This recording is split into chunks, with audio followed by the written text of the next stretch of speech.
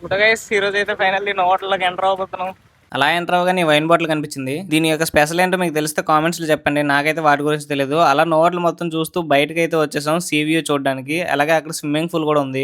పక్కనే సముద్రం కూడా ఉంది. సముద్రంలో నీళ్ళు ఇక్కడ తెచ్చేసారు అనుకుంటా. అసలు మేము నోట్లకి ఎందుకు వచ్చామో చెప్పలేదు కదా. Korean Kanakaraj cinema success meet ఇక్కడ ప్లాన్ చేశారు. కాకపోతే అది ఇక్కడి నుంచి మళ్ళీ వేరే దగ్గరికి షిఫ్ట్ అయింది. అక్కడికైతే వెళ్ళిపోయాం. ఇక్కడికి వచ్చిన చాలా సేపటికి యాంకర్ అయితే ఎంట్రీ ఇచ్చింది. ఆ తర్వాత నెమ్మదిగా కొన్ని సాంగ్స్ కి డాన్స్లు అయితే వేశారు. ఆ తర్వాత హీరోయిన్ కూడా నెమ్మదిగా ఎంట్రీ ఇచ్చింది. హీరోయిన్ ఎంట్రీ ఇచ్చిన కాసేపటికే మన హీరో వరుణ్ తేజ్ గారు కూడా ఎంట్రీ అయితే ఇచ్చేసారు. మొత్తానికి ఆల్మోస్ట్ టీమ్ మెంబర్స్ అందరూ వచ్చేసారు. ఆ తర్వాత the dancer Manikanta dance performance కూడా చేశాడు. చాలా బాగా పర్ఫార్మ్ చేశాడు. లైవ్ లో చూడడం ఇదే ఫస్ట్ టైం.